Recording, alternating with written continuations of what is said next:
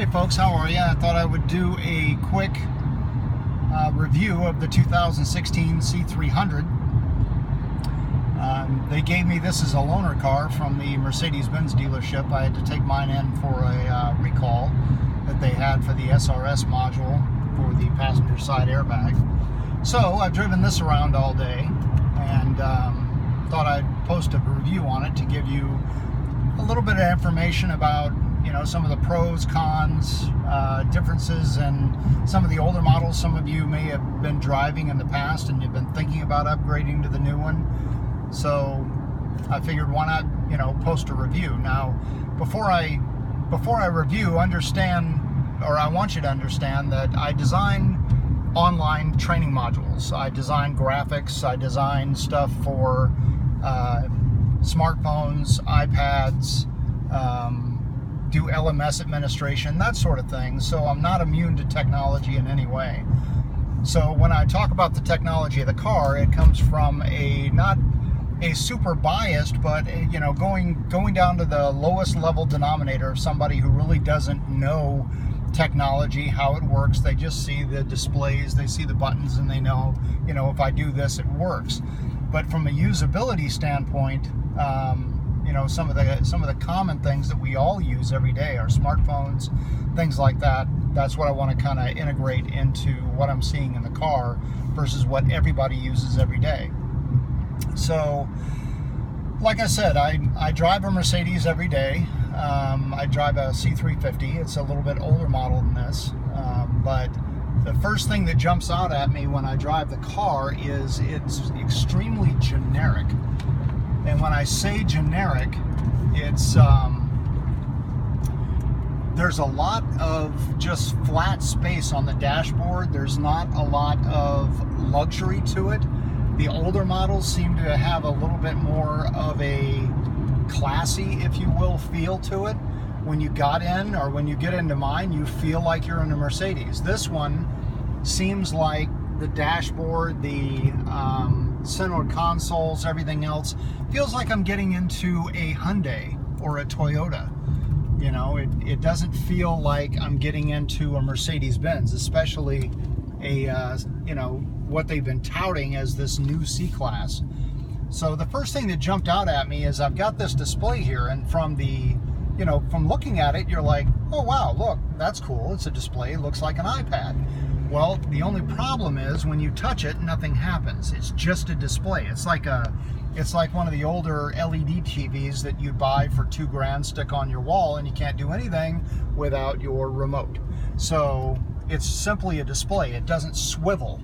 You can't tilt it and point it towards the passenger. You can't move it up or down or towards you, or you can't do anything of that sort at all with the car. It's just a static display. It's almost like they just bolted it right into flat up against the dashboard, and that's what you get. So everything is controlled through the command module down here. So it's the menus on it are new. They took the technology out of the E-Class and a little bit from the S-Class, I think, combined them together and slapped it into the C-Class, and really I think that's what you're paying for, is some of the upgraded technology and menus.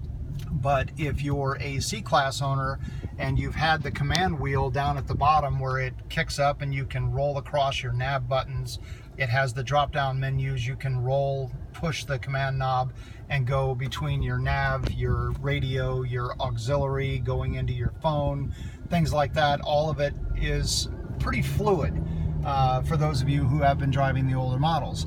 This one is extremely complicated. Brand new graphics, brand new menus. Everything is, I will say, compartmentalized. So if you're on radio and that's what you're doing, you're stuck with it. You can't do anything else with the command knob except the radio. If you're in nav, the only thing the command module does is nav. That's all it does. You can't fluidly move around like you could with the older models and move around the menus easily. This one doesn't allow you to do that. Secondly, one of the newer features, and what some of you may like about the car, is it's got the memory settings for the seat, for the C-Class. So you can get your seat, and you can set your steering wheel, and you can do everything else you want to do, and you can set it to number 1, number 2, or number 3 up here. So when you get in, if somebody else has been driving it or somebody else moved the seat, you can just push your button and it'll go to your original settings. So that's a plus feature for it, I guess. The mirrors, you know, they'll, instead of having the switch down here, you can push left, adjust left, push right, adjust right, and just use the little pad here to move your mirrors around. And if you leave it alone for a second, it will just turn off by itself, so you don't have to set it in between or set it to 0 or do anything else. And it's got the one push button to retract the one push button to retract the mirrors in this generation of Mercedes. One of the biggest disappointments on the car is the same key that we've all been using, or previous generations of Mercedes have used, and it's this fob insert key that has to release not only the lock in it, but also the steering wheel, which a lot of you, or if you go online and Google Mercedes ignition problem, that'll come up, and it's extremely expensive to get it fixed. They have not done anything about it. They've slapped it into the brand new 16 model as well, and it hasn't obviously crossed their mind to redesign that ignition to prevent that problem anymore. They're just going to continue to have the owners deal with having to fix it if it breaks.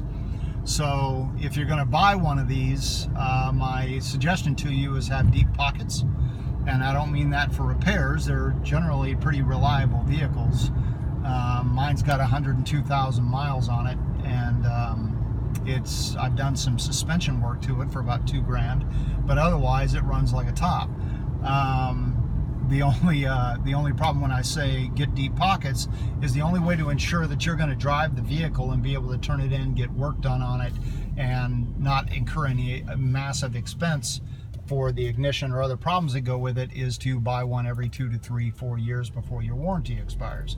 So, and you know, your down payment or doing whatever you need to do to be able to do that, it's going to require some money. So, you know, it's still got the transferable stuff that you can move stuff from here into the center console for your trip, for your nav, for your radio. You can move it over to the center console the same way you could in the older generations.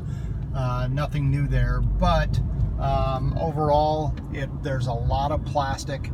There's they put the drink holders here up front here, and they're still relatively small. You can't fit a large size, like if you had, like, I mean, I live in LA right now, so in the summers when it gets hot and I have a big container of water, good luck trying to put it in the holder. You know, any of you that watch Better Call Saul series, and he's got his Mercedes and can't fit it in there, well, you can't fit anything other than a standard Coke in here.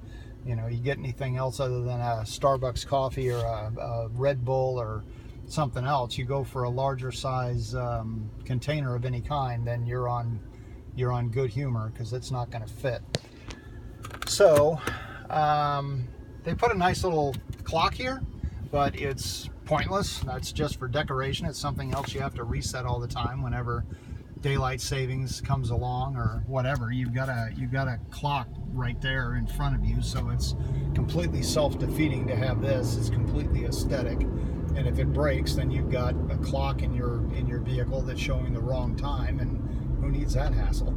So, you know, just realize that, you know, as a long-time Mercedes owner, they keep sending me notices to turn my car in and, you know, upgrade to the C-Class, and they are putting out all this commercials and everything else about, you know, come experience the new C-Class.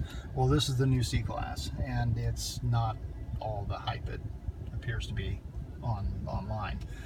They did keep the paddle shifters here, and that's a pullover from the E-Class and S-Class models from there. So they did integrate that, and they do have the shift bar here, so you can shift up, shift down, and do all that, and not have to, you know, worry worry about the stick in the middle. The other thing, one of the big things I noticed that I'm really uncomfortable about the car with is, especially from a guy's perspective, sorry ladies, I got to put this in, your guy drives it, he's got his hand down in the center, there's nothing to put your hand on comfortably. It doesn't seem to work that well for this. So there's nowhere to put your hand. You can lay it down here, but you got this command module that's rigid here that you can't do anything with. So there's nowhere to, like, you can't grab onto a shift lever, or it doesn't really give you the space that the older ones had, that you could actually put your arm somewhere and just relax it. Here it's, you know, you got this thing in the way. If they didn't have this and they moved the command knob up a little bit over to here and kept the drink holders back a little bit, it would have been a much nicer experience just to be able to keep your hand there and relax. But unfortunately, this thing has this big huge center console, but nowhere to really place and relax your hand very well. So that's a bummer. I mean, I know it seems kind of odd that I would talk about that, but it's uncomfortable at first to drive it. You don't have anywhere to put your arm, and it you know, they've got a little center console here that they can put in, but it doesn't. There's nowhere to put your hand. So that's a big no-no. So that's my review. Hope it helps. If you're a die-hard Mercedes Benz owner, great, go get one.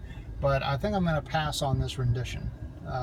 They keep begging me to go buy it, but I don't like the car. It's just a little generic and doesn't have what I really want on it. So talk to you later. Bye.